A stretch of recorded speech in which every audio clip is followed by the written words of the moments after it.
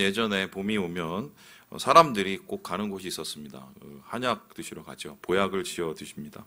보통 보약은 이제 봄, 가을에 많이 드시는데 왜 그랬을까 제가 한번 생각을 해보니까 이때가 이제 간절기기도 하고 좀 있으면 무더위도 오고 맹추위도 오니까 이것을 이겨내기 위한 준비가 아닐까 싶었습니다. 제가 맞지 않을까 싶어서 인터넷으로 한의사협회에 Q&A 게시판 이런 것도 있더라고요. 그래서 찾아봤는데 거기에서는 좀 의외의 대답을 하시더라고요. 제가 한번 읽어볼게요. 여름철이나 겨울철에는 약재의 보관상 어려움이 있기 때문에 봄과 가을철을 보약 먹기 좋은 시기로 선호하는 것이 아닌가 생각이 듭니다. 그러니까 보관상 봄, 가을이라는 건데 이게 맞는 것 같기도 하고 제 생각에는 타당성은 있지만 아마 이제 사람들이 계속 봄, 가을에만 보약을 찾고 여름하고 겨울에는 안 오시니까 소비를 진작하시기 위해서 이런 말씀을 하시는 게 아닌가 싶은데요. 제가 모교에서 30년 전에 신앙생활을 할 때 약국 하시는 집사님이 한 분 계셨습니다. 일명 이제 교회에서는 약사 집사님으로 통하시는 분인데요. 어느 날 목사님께서 특강을 부탁을 하셨습니다. 일종의 이제 건강 특강인데 극구 사양하시다가 계속 부탁하시니까 어쩔 수 없이 이제 섰어요. 근데 제가 내용은 뭔지 기억이 하나도 안 납니다. 그런데 맨 처음에 이분이 했던 말씀이 기억나는데요. 이렇게 얘기했어요. 여러분 세상에서 제일 좋은 약이 뭔지 아십니까? 라고 물어보니까 예, 여러분 아시죠? 저는 이제 그 약국 하시는 분이라 따끈따끈한 건강 정보나 아니면 건강식품, 약품 제일 좋은 거 이런 거 얘기하실 줄 알았는데 답이 이랬습니다. 구약과 신약입니다. 네, 세상에서 제일 좋은 보약. 30년 전이었어요. 저는 그때 그거 처음 들었는데요. 틀린 말이 아닌데 이 말을 듣고는 좀 김이 샜습니다. 저 말을 들으려고 내가 저분 앞에 쓴 게 아닌데 벌써 근데 30년이 넘었는데 그 이후에 이 농담 같은 말씀이 여기저기서 들려오더라고요. 그리고 지금은 교인들 사이에서 금언 내지는 이제 재미있는 이야기로 되고 있는데요. 그분이 이 말씀을 처음 한 건지 아니면 어디서 듣고 하신 건지는 잘 모르겠지만 시간이 지나갈수록 이 말씀이 마음에 남습니다.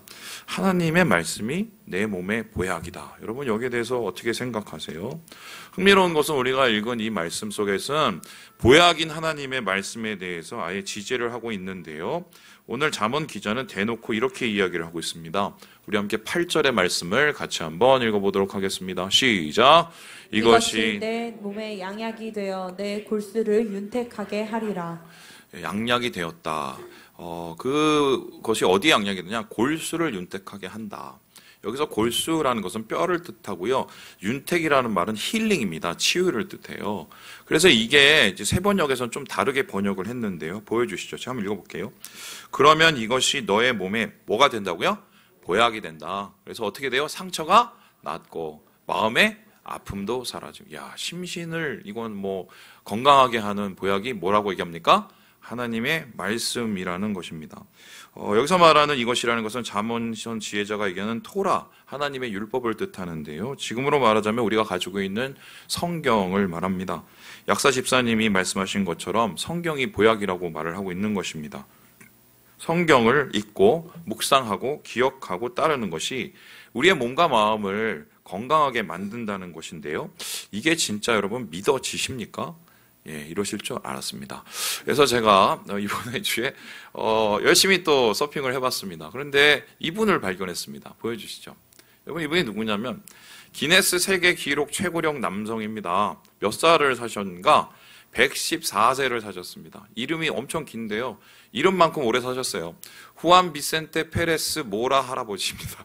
그런데 이분이 이제 어떤 분이냐면은 신기한 게 114세를 어디에서 살았냐? 베네수엘라에서 살았습니다. 여러분 이게 베네수엘라 아시죠? 세계에서 거의 최빈국처럼 내려앉아서 국가가 부도된 상태입니다. 원유값이 갑자기 뛰었다가 내렸다가 이러면서 정치를 잘못해서 이렇게 됐지요. 또 뿐만 아니라 이분이 사는 이 나라도 참 대단한데 이분의 직업이 되게 흥미로웠어요. 우리 생각에는 오래 살려면 잘 먹고 잘 살고 좋은 환경이라고 생각하지만 직업이 농부였습니다. 어떤 일을 하셨냐? 사탕수수하고 커피를 이제 농사를 지시는 분이셨어요. 그러면 이분이 무슨 가정이 좀 평안했을까? 그것도 아닙니다. 가족 간의 땅 문제로 10년 동안 소송을 했다고 합니다. 그런데 몇 살을 사셨다고요?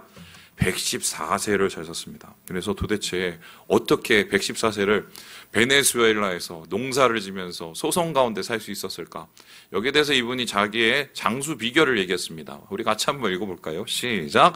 나의 장수 비결은 열심히 일하고 휴일에 쉬며 일찍 잠자리에 들고 하나님을 사랑하며 마음에 품는 것이다. 아내와 함께 종교의 믿음을 가진 사람으로 기도되고 싶다. 예, 수능 만점자한테 어떻게 공부했냐고 그랬더니 교과서에 충실했다고 하는 거라고 거의 비슷하지요. 그런데 여기서 중요한 것은 우리가 보는 건 뭐예요? 하나님을 어떻게 했대요? 항상 사랑했다. 마음에 품꿨다. 그래서 아내와 함께 교회를 열심히 다니신 것 같고 믿음을 가진 사람으로 내가 기억되고 싶다. 이렇게 얘기하시고 이제 얼마 전에 돌아가셨어요. 자, 여기까지 해서 제가 끝냈으면 얼마나 좋겠습니까? 근데 제가 이분에 대해서 또 궁금해서 찾아보기 시작을 했는데 좀 흥미로운 게 더 나왔습니다. 이분이 장수의 비결을 얘기하시면서 신앙과 더불어서 플러스 한 가지를 얘기했는데 그게 뭐냐면 가이엔테라는 거였습니다. 이거를 먹었대요. 이게 뭔지 아십니까? 증류주, 술이었습니다. 하루에 주무시기 전에 한 잔씩 가이엔테를 마셨다. 야, 그럼 술 먹으면 오래 산다고? 술 먹어서 죽는다는 소리는 들어봤는데요. 또 뿐만 아니라 이분의 신앙에 대해서 제가 궁금하기 시작해서 파봤더니 이분이 어떤 분이냐면 우리가 아는 개신교가 아니고 그냥 이 카톨릭이셨어요. 그러니까 뭐 술도 드시고 뭐 이것저것 다 하셨던 것 같은데 뭐 어쨌든 이제 상황을 보면은 이 가정이 일단 무난했던 것 같아요. 그 가족만큼은. 그리고 부부가 60년 동안 정말 회로를 하셨어요. 그래서요, 여러분 부부끼리 싸우지 마세요. 네, 그게 오래 사시는 방법입니다. 할렐루야. 자, 그래서 이런 것을 얘기하고 있습니다. 그러니까 이것도 하나님 잘못 믿으면 오래 산다, 아니면 장수한다. 요거는 조금 좀 애매한 것 같습니다. 그러면 이제 진짜 질문을 해보죠. 정말 성경을 잘 읽고 묵상하고 신앙생활을 잘하면은 우리가 건강하고 보약 먹은 것 같이 장수할 수 있을까요? 여러분 여기에 대해서 어떻게 생각하십니까? 목사님들이 그러면 제일 오래 살아야 되는데 목사님들 중에 암 걸려서 돌아가신 분이 꽤 많습니다. 네, 저도 계속 기도를 하고 있어요. 하나님, 암은 아니에요. 제가 이렇게 기도하고 있어요. 제 수명이 빠른 건 좋은데 암은 아니에요. 이렇게 기도를 하는데 많아요. 스트레스 받으니까 그런 거죠. 뿐만 아니라 교회 안 다니시는 분도 100살 넘게 사시는 분 많습니다. 그럼에도 불구하고 성경에서 오늘 본문에서 이 말씀이 보약이라는 말하는 이유, 하나님의 이 지혜의 말씀이 보약이라고 말하는 이유가 무엇일까요? 오늘 본문을 살펴보면 그 이유를 세 가지로 정리할 수 있어요. 우리 같이 한번 읽어보도록 하겠습니다. 시작. 고난을 통해 얻은 지혜. 바로 이 말씀이라는 것이 고난을 통해 얻은 지혜이기 때문인데요. 우리 함께 1절의 말씀을 같이 한번 읽어보도록 하겠습니다. 시작. 내 아들아, 나의 법을 잃어버리지 말고 내 마음으로 나의 명령을 지키라. 여기서 말하는 사람은 솔로몬입니다. 솔로몬이 말하는 나의 법이라는 것은 이스라엘의 대대로부터 내려오는 하나님의 말씀이자 이스라엘의 지혜의 보고였어요. 그런데 이스라엘은 이러한 지혜의 보고인 하나님 말씀을 어떻게 얻어왔을까? 역사가 바로 이스라엘의 이 하나님의 지혜를 가능하게 했는데요. 그 역사라는 것이 우리가 생각하는 거에 정반대입니다. 다음 그림을 보여주시죠. 이 저기에 보이는 것이 다음 그림요. 예, 가나안입니다. 저 가나안 중심을 두고 세로 문명이 대결을 했어요. 밑에는 이집트, 옆에는 메소포타미아, 위에는 히타이트. 이게 소위 말해서 빅3인데 당시에 큰 형님들이 소위 말해서 으르렁대면서 싸움을 했었습니다. 그런데 저기 보시겠지만 그 중심이 어디입니까? 가나안이었어요. 그래서 이 가나안이라는 지역은요. 막 틈만 나면 맨날 싸우는 곳입니다. 여러분 마지막 전쟁이 어디에서 일어납니까? 무깃도에서 일어난다고 그러죠. 그 무깃도를 제가 가봤거든요. 그곳이 어떤 곳이냐면 그냥 평지가 엄청 큰데요. 그게 따져보면 이집트나 히타이트나 메소포타미아가 싸우러 달려와서 만나는 등거리예요. 가장 이제 가까운 거리, 중심이 되는 거리여서 그러니까 이 가나안이라는 곳은 뭐냐면 맨날 싸우고 맨날 힘들고 맨날 전쟁이 일어나는 곳이었습니다. 뿐만 아니라 그러면 여기에 정말 적과 꿀이 흘렀을까? 여러분 이집트에는 나일강이 흐릅니다. 나일강이 흐르고 이게 범람하면서 퇴적층을 만들면서 토지를 아주 윤택하게 만들어요. 그런데 여러분 이스라엘 가보신 분 알겠지만 요단강이 그렇게 크지가 않습니다. 그리고 요단강은 솔직히 이게 바다로부터 연결된 강도 아니에요. 그래서 사실 이스라엘은 어떤 의미에서 보면 하늘에서 비가 내리고 그나마 땅에서 이슬이 돋지 않으면 절대로 농사를 지을 수 없는 척박한 땅 중에 하나였습니다. 그러면 이건 지정학적 위치도 문제고 또한 지정학적 지형의 문제도 이건 별로 좋지가 않은 곳이 가나안이었어요. 그런데 이 가나안에서 이스라엘 백성들이 무엇을 얻게 되었나요? 여기에 대해서 장영일 교수가 이렇게 이야기를 합니다. 보여주시죠. 같이 한번 읽어볼까요? 시작. 이스라엘 백성이 얻은 지혜는 고난의 극한 상황에서 터득한 지혜였다. 세상의 모든 구원의 수단을 포기한 사람, 곧 사방으로 모든 구원의 길이 막혀 있어 오직 하늘을 향하여 전적으로 생명을 걸고 부르짖는 길밖에 없는 하나님 앞에서 가난하고 연약해진 사람만이 발견할 수 있는 궁극적 지혜였던 것이다. 이스라엘 백성들은 고난의 역사를 살고 고난의 땅에서 살았지만 그곳에서 한 가지는 배웠습니다. 내가 암만 해도 안 된다는 걸 배웠어요. 내가 암만 해도 안 된다는 걸 배우면 그 다음에 누구를 의지하게 됩니까? 하늘을 의지하게 됩니다. 그래서 이러한 지혜는요, 숱한 실패와 숱한 어려움과 숱한 넘어진 끝에 배워온 지혜예요. 이런 지혜는 마치 진주와 같아서요, 그것이 때로는 상처고 그것이 때로는 어려움이지만 그 상처 끝에 아주 좋은 진주와 빛나는 진주가 생겨나는 것처럼 이스라엘 백성의 고난을 통해서 얻어진 바로 하나님의 말씀이었다는 것입니다.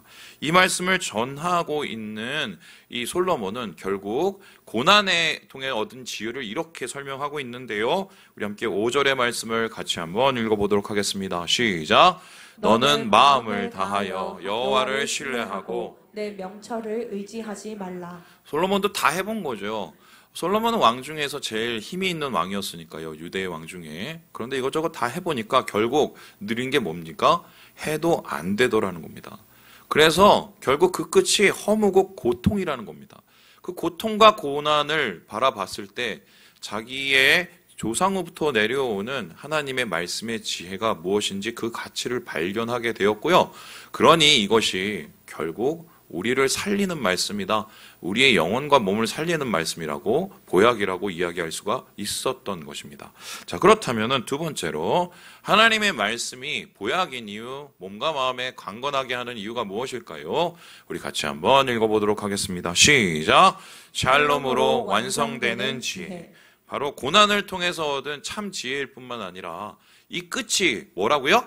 샬롬이기 때문입니다. 자, 우리 함께 3장 8절의 말씀을 같이 한번 읽어보도록 하겠습니다. 시작. 그리하면 그것이 내가 장수하여 많은 해를 누리게 하며 평강을 더하게 하리라. 여러분, 사람들이 생각을 할 때 어떨 때 우리는 건강하고 어떨 때 우리는 좋고 행복하다고 생각을 합니까? 세 가지가 있습니다. 첫 번째는 무병장수, 그렇죠? 몸이 건강하고 오래 사는 것. 두 번째가 뭐죠? 무사무탈, 아무 일도 없고 탈도 없고 그래서 편안한 거. 이게 좋다고 생각하죠. 세 번째는 뭡니까? 이게 다 되면 그 위에 뭘 얹어야죠? 부귀 영화입니다. 지금 성경에서도 우리 말씀 속에서도 무병장수, 무사무탈, 부귀영화에 대한 이야기를 하고 있습니다. 하지만 이 모든 것을 총체적으로 한마디로 표현하고 있는데 그게 뭐예요? 평강입니다. 그렇다면 이 평강이란 말은 어떤 말일까요? 이 다음 그림을 보시듯이요. 샬롬입니다. 이스라엘 백성들 샬롬 하지요. 그 샬롬이라는 것은 어떤 뜻입니까? 평화라는 말인데 이것을 그냥 번역을 하면 여러 가지로 번역이 되는데 복지, 번영, 행복, 건강, 완전을 뜻합니다. 한마디로 이 샬롬, 이스라엘의 그 하나님의 말씀을 통해서 얻어진 지혜의 결과 샬롬은 뭐냐면요. 모든 것이 총체적으로 완전히 완성된 그 행복의 상태를 뜻하는 것입니다. 그래서 하나님께서는 이 지혜를 통해서 최종적으로 순간의 평화, 순간의 행복, 잠깐의 우리의 마음을 편안하게 해줄 수 있는 그 무엇이 아니라 영원히, 완전히 우리의 몸과 마음을 온전하게 할 수 있는 샬롬을 주신다고 이야기를 하고 있습니다. 이 말씀을 우리가 좀 더 굳게 알아볼 수 있는 게요. 바로 10절의 말씀입니다. 우리 함께 10절의 말씀을 같이 한번 읽어보겠습니다. 시작. 그리하면 내 창고가 가득히 차고 내 포도즙 틀에 새 포도즙이 넘치리라. 여러분 이 말씀을 지금 솔로몬이 얘기하고 있습니다. 솔로몬은 왕이고 유대에서 제일 잘 사는 사람이었습니다. 그럼 그 아들은 다 솔로몬 거 아버지 거 다 이어받아서 잘 먹고 잘 사는 사람입니다. 그런데 이 사람한테 국이 자기가 하나님의 법, 하나님의 지혜를 얘기하면서 야, 이 지혜를 잘 지켜나가면 창고가 가득히 차, 포도즙 틀이 넘쳐. 굳이 이럴 필요가 있을까요? 이미 넘쳐 있는데. 쉽게 설명하면 이런 겁니다. 어느 재벌집에 가서 아이고 하나님 믿으세요. 예수 믿으세요. 열심히 신앙생활 하세요. 그러면요 돈이 차고 넘칩니다. 좋아할까요? 싫어할까요? 이미 차고 넘치는데 뭘 그 얘기를 하겠어요? 그럼에도 불구하고 솔로몬이 지금 이러한 이야기를 하고 있는 이유가 무엇입니까? 지금 그의 집안에 있는 창고에 있는 그 포도주 틀에 있는 그 재물들, 그 부유는 언제 사라질지도 모르는 것이기 때문이에요. 열심히 해서 혹은 부모가 잘해서 열심히 해서 생겨난 그것. 여러분 요즘에는 최고의 그 직업이 뭐냐면은 재벌 2세라 재벌 3세라고 믿잖아요. 열심히 해서 얻어진 아버지가 혹은 조상이 내가 그것 여러분 그것을 누리면서 사는 것도 행복할 것 같지만 안 그럴 때가 더 많아요. 제가 이거를 강남에서 봤거든요. 강남에서 제가 5년 사역을 했으면서 신방을 많이 다녔습니다. 근데 신방 많이 다니면서 제가 봤던 게 뭔지 아십니까? 이상하게 정말 사람들이 다 우울해요.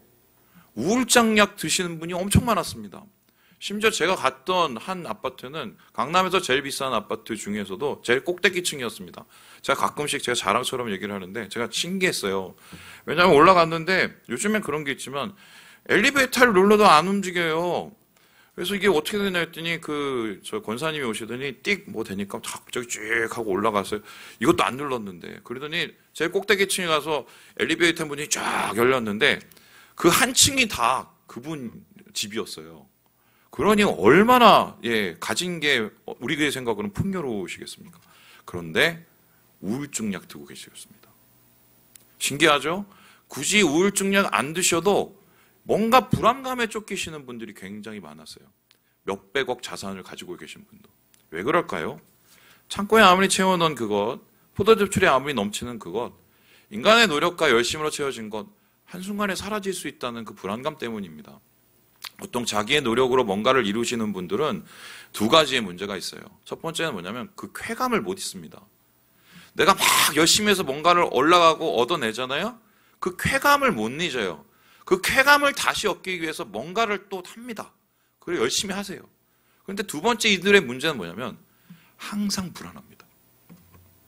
그래서 지금 솔로몬이 얘기하고 있는 야 창고가 넘쳐 포도즙이 넘쳐 이거는 자기네 집에 넘치고 있는 그 재물이 아니에요. 그럼 이 재물과 이 재물이 아니면 도대체 뭘까? 이것은 하나님이 채워주시는 풍요입니다. 이것을 우리에게 가르치고 얘기하시는 분이 있어요. 이 솔로몬과 정반대 되신 분이었는데 이분은 예수 믿고 모든 걸 다 이루신 분입니다. 바울 사도인데요. 이 바울 사도가 자신의 처지를 어떻게 얘기하고 있냐? 야, 내가 예수 믿고 다 인생 망했어. 내가 괜히 그랬어. 이렇게 얘기를 안 하셨어요. 그리고는 빌립보서 4장 12절에 이렇게 얘기를 합니다. 우리 같이 한번 읽어보도록 하죠. 시작. 나는 비천에 처할 줄도 알고 풍부에 처할 줄도 알아. 모든 일 곧 배부름과 배고픔과 풍부와 궁핍에도 처할 줄 아는 일체의 비결을 배웠노라. 나는 모든 것을 할 수 있어요. 왜냐하면 내 안에 뭔가가 있거든요. 그것은 무엇입니까? 자족의 은혜라고 그러죠. 여러분 여기서 말하는 풍요는요. 외부에서 온 것, 환경에서 온 게 아닙니다. 다른 사람으로부터 얻어진 것도 아닙니다. 어디에서 얻어져요? 마음으로부터 그리고 위로부터. 예수 믿는 사람은 밖에서 행복해진 사람이 아니에요. 사람 때문에 행복해진 사람은 예수 믿는 사람이 아닙니다. 예수 믿는 사람의 샬롬은 위로부터 내려오는 것이고 우리의 마음으로부터 시작이 되는 거예요. 솔로몬은 이것을 경험을 한 거예요. 와, 내가 해보니까 이거는 뭐 세상에 아무것을 얻어도 그게 불안하더라고, 공허하더라고. 결국은 내 마음속에서 우러나는 하늘로부터의 그 부요함, 그 샬롬이 나를 지배할 때 내가 진짜 행복을 느꼈어. 바로 그러한 하나님의 말씀이 나를 샬롬하게 하셨어. 이렇게 얘기함으로 하나님의 말씀이 곧 보약이라고 우리에게 증거를 하고 있는 것입니다. 자, 그렇다면 마지막으로 오늘 말씀을 통해서 우리가 알 수 있는 말씀이 보약인 이유가 무엇일까요? 우리 같이 한번 읽어보도록 하겠습니다. 시작! 하나님과 동행하는 지혜.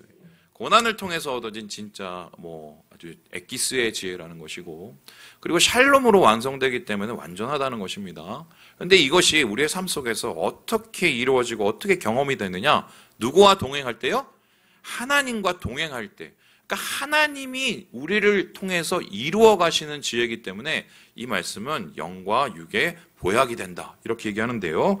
우리 함께 3절, 6절의 말씀을 같이 한번 읽어보도록 하겠습니다. 시작! 너는 범사의 그를 인정하라. 그리하면 내 길을 지도하시리라.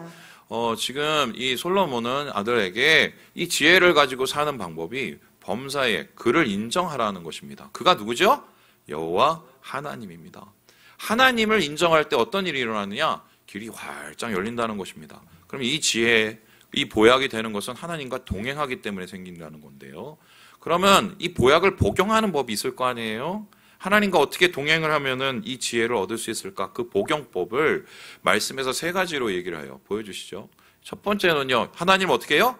인정하라. 그리고요, 하나님을 경외하라. 하나님을 공경하라. 인정, 경외, 공경. 이 3가지로 이야기를 하고 있습니다. 여기 좀 설명이 필요한데요. 인정하라. 하나님 인정하라. 이게 어떤 뜻일까요? 나 하나님 인정하지 뭐. 하나님 창조시니까 인정. 요게 아닙니다. 요 말의 어원이 야다인데요. 이 야다라는 뜻이 뭐냐면요. 알다, 관계하다라는 거예요. 그래서 이게 부부간에 쓰이면 이 야다는 성관계를 뜻합니다. 그러면 하나님을 인정한다는 것은 무엇입니까? 하나님과 매일매일 친밀하게 관계하라는 거예요. 하나님을 가까이 하라는 거예요. 그래서 하나님이 어떤 분인지를 알고 하나님이 내게 어떤 일을 하시는지를 알면서 그 관계가 더욱 가까워질 때 이러한 보약과 같은 하나님의 지혜를 얻는다고 얘기합니다. 두 번째, 하나님을 경외한다는 것은 무엇일까요? 이 경외는 두려워하다는 말입니다. 사람에게 쓰이면 사람을 무서워하는 것을 뜻하고 하나님에게 쓰이면 경외한다라고 쓰입니다. 그러면 하나님을 경외한다는 것은 구체적으로 무엇입니까? 모든 삶을 살 때 하나님 앞에 서 있다는 것을 기억하는 것입니다. 여러분, 요즘에 그런 얘기를 했어요. 목사님은 어디 가서 교회 다닌다는 소리 못 하겠어요? 왜요? 예전에는 교회 다닌다고 그러면은 이게 무슨 좀 잘한 것 같은 것이 있었어요. 왜냐면 저 사람은 거짓말 잘 안 해. 저 사람은 그래도 깨끗하게 살아. 죄 안 져. 실제로 제가 저번에 레바논 다녀왔잖아요. 레바논에서 레바논 사람도 있고 시리아 남도 있고 거기는 또 여러 가지 3가지 종교가 공존하고 있습니다. 그런데 학교에 가면은 애들이 막 자꾸 뭘 훔친대요. 막 훔치고 막 그리고 뭘 이렇게 가져가고 막 이런답니다. 그런데 우리 선교사님 딸이 학교에 갔는데 갑자기 오해를 받기 시작했대요. 야, 제가 내 연필 훔쳐갔어. 막 필통 훔쳐갔어. 그랬대요. 안 그랬는데. 그랬더니 옆에 있던 애가 뭐라고 그랬는지 아십니까? 야, 얘는 절대 아니야. 얘는 크리스찬이야. 여러분, 우리나라 옛날에 이랬어요. 근데 요즘에 어떻게 해요? 안 그럽니다. 왜요? 하나님 경외하는 게 많이 없어졌거든요. 하나님 경외하면서 어떻게 거짓말하면서 안 찔리고 삽니까? 하나님을 경외하는데 어떻게 욕심 부르는 것에 그냥 만족하고 삽니까? 지혜를 얻는다는 것은 하나님과 가까워진다는 게 아니라 하나님을 매일매일 삶 속에서 마음속으로 그 앞에 서면서 두려워하는 삶을 사는 거예요. 믿음으로. 그리고 하나님의 지혜를 얻는 이 3가지 마지막 방법은 뭐예요? 공경입니다. 공경은 뭐냐? 여러분, 부모님 공경한다고 하죠. 자, 부모님 공경한다고 하면 부모님 원하시는 것을 해야 됩니다. 자, 이게 좀 있으면 5월 8일 옵니다. 5월 8일 오면은 우리 어버이날이 옵니다. 어버이날, 어버이들이, 부모님들이 제일 좋아하는 공경의 방법은 뭡니까? 돈입니다. 자, 그러면 하나님이 제일 좋아하는 공경의 방법이 뭘까요? 돈입니다. 안 믿어지시죠? 여기 말씀에 뭐냐면 공경을 얘기하면서 한 가지 방법을 얘기해요. 너희 소산물의 첫 번째 열매를 하나님께 뭐예요? 드리라라고 얘기해요. 아니, 하나님이 무슨 거지도 아니고 하나님이 배고프신 분도 아닌데 왜 하나님이 재물에 혹은 하나님 앞에 바치는데 그렇게 관심을 가지시고 공경하는 것을 보실까? 여러분 생각을 해보세요. 유대 3대 절기가 있었습니다. 뭐 6월절, 무교절이라고도 하죠. 7.7절, 오순절이라고 합니다. 그리고 세 번째 장막절, 초막절이라고 합니다. 이 세 절기의 공통점이 뭔지 아십니까? 그때 처음 수확한 열매나 곡식을 하나님 앞에 올려드리는 것이었습니다. 태워드리는 것이었어요. 왜 그렇다면 하나님께서는 하필이면 이 3대 절기에 이렇게 매일 빈손으로 오지 않고 뭘 갖다 바치기를 원하셨을까요? 두 가지 의미죠. 하나님, 주님의 은혜로 이렇게 수확을 했어요. 하나님 은혜가 안 있으면 이거 못했어요. 하나님 물 주시고, 하나님 비 주시고, 하나님 햇빛 주시고, 이래서 제가 이렇게 한 겁니다. 인정해드린 거예요. 두 번째로 뭡니까? 하나님이 빈손으로 오지 않도록 그들을 매일매일 지켜준 겁니다. 그래서 하나님께서는 이러한 실제적인 물질적 방법으로 하나님을 경계하고 공경하는 법을 실천하기를 원하셨어요. 오늘날도 주님은 그렇게 하시고요. 그것을 통해서 주님을 높이시기를 원하십니다. 자, 말씀을 마치기 전에 제가 질문 한번 해보겠습니다. 여러분, 가나안에 하나님이 그냥 가게 하지 않고 40년 동안 뭘 시켰습니까? 광야 생활을 시켰습니다. 1, 2년도 아니고 40년. 왜 그냥 가나안에 안 들어가게 하시고 40년 동안 뺑뺑이를 돌렸을까요? 여기에 대해서 신명기, 우리가 지금 계속해서 묵상하고 있죠? 모세는 이렇게 설명을 하고 있습니다. 우리 마무리 해볼까요? 같이 읽겠습니다. 시작. 내 하나님 여호와께서 이 40년 동안에 내가 광야의 길을 걷게 하신 것을 기억하라. 이는 너를 낮추시며 너를 시험하사 내 마음이 어떠한지 그 명령을 지키지 않는지 알려 하심이라. 광야에 가신 분은 알겠지만 정말 쥐뿔도 없어요. 아무것도 없어요. 거긴 사람이 살 데가 아닙니다. 그런데 그곳에서 40년 살았다는 건 뭐예요? 하나님이 일부러 거기 살게 하신 겁니다. 아무것도 없는 곳에서 누구를 통해서 살게 하신 거죠? 하나님 통해서. 하나님 매일 물 주시고 하나님 매일 만나 주시고 하나님 매출하게 가끔씩 날리게 해 주셔야 먹고 삽니다. 그거를 40년 동안 공부를 했어요. 동행을 하신 겁니다. 그 동행을 한 결과 나중에 가나안에 정착할 수가 있었어요. 그냥 잘 먹고 잘 살게 해주신 게 아니라 잘 먹고 잘 사는 것보다 더 중요한 걸 가르치신 겁니다. 하나님과의 동행하는 법. 그래서 하나님과 함께 살아가는 은혜를 누리는 법을 가르쳐 주신 거예요. 얼마 전에 저희 교인 집사님 중에 한 분이 새로운 사업을 시작하셨습니다. 이전에 있었던 그 사업하고는 좀 다른, 직업하고는 다른 군이라 되게 이제 큰 마음을 가지고 시작을 하셨어요. 그래서 뭐 이것저것 사업 준비를 하시고 막 이랬는데 막상 이제 그 사업을 시작하시려고 하니까 이게 진입장벽이 있는 거예요. 뭐 이거저거 뭐 또 해결해야 될 일 있고 또 연세도 있으셔고 막 그래갖고요. 그래갖고 이제 뭐 틈만 나면 저한테 전화를 하고 목사님 어떡합니까? 목사님 어떡합니까? 목사님 이것도 어떻게 해결 좀 어떻게 할까요? 그래서 저도 같이 이렇게 해결해드리고. 근데 이제 한 달이 지났는데 이분이 이제 얼굴이 점점 시커매지신 겁니다. 그래서 제가 좀 마음이 되게 쓰였어요. 그래갖고 기도를 했어요. 하나님 앞에. 하나님, 건강이 저렇게 나빠지시면 어떡합니까? 돈 벌려다가 아예 빨리 가실 것 같은데 하나님 좀 어떻게 좋은 방법이 없을까요? 제가 막 기도를 했어요. 교인을 사랑하는 마음으로. 그런데 갑자기 하나님 저한테 마음 가운데 주신 말씀이 놔두라는 거예요. 다 뜻이 있다고. 그런데 그날 또 집사님이 또 또 코로나도 걸리시고 막 되게 막 힘드셔갖고 또 저녁에 또 기도를 했습니다. 하나님, 안 그래도 힘드시는데 몸도 저렇게 힘드셔서 저 어떻게 합니까? 그랬더니 하나님이 또 말씀하셨어요. 놔두래요. 다 뜻이 있다고. 얼마 후에 어떤 일이 있냐면 이분이 생전 그런 분이 아닌데 교회 찾아와서 계속 기도를 하시더라고요. 그러더니 어느 날 제 손을 붙잡고 목사님 하면서 막 눈물이 글썽글썽거리시며 이러시는 거예요. 제 부인이 너무 불쌍합니다. 누구누구 집사가 너무 불쌍합니다.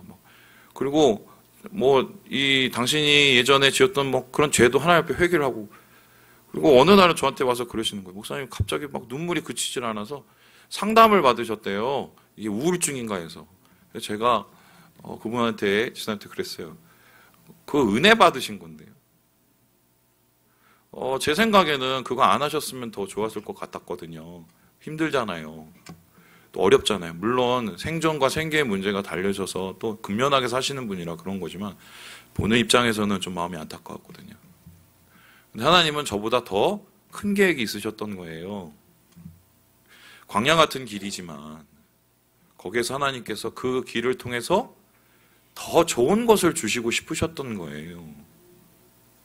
그냥 잘 먹고 잘 사는 길이 아니라 마음과 영혼이 더 윤택해지고 살찌고 건강해지는 길을 하나님께서는 보여주기 원하셨다. 그래서 제가 그 후에 이제 기도를 하면서 하나님께 감사를 드렸습니다. 하나님, 이 마음을 잃지 않고 우리 교인들이 다 살 수 있도록 함께 해달라고 제가 그렇게 기도를 했어요. 말씀을 마칩니다. 여러분, 세상에는 더 좋은 처세술이 있습니다. 요즘엔 정보가 많아서요. 어떻게 하면 주식 투자하면 잘 되고 아주 귀재들이 되게 많습니다. 그런데 그런 귀재들과 세상이 주는 처세의 끝은 절대로 샬롬은 아닙니다. 하나님이 우리의 어려움을 허락하시면서도 이 길을 같이 걸으시면서 우리에게 주시기 원하시는 하나님의 평안, 샬롬, 우리에게 주시기 원하는 말씀의 보약, 여러분, 바로 그것 때문에 우리가 여기 와 있는 거예요. 주님 안에서 내 몸의 보약이 되신 여호와 경외, 사랑, 여호와 함께하는 동행을 누리시고 주의 말씀으로 새로워지시는 우리 사랑하는 3일 가족 되시길 주님의 이름으로 축원합니다.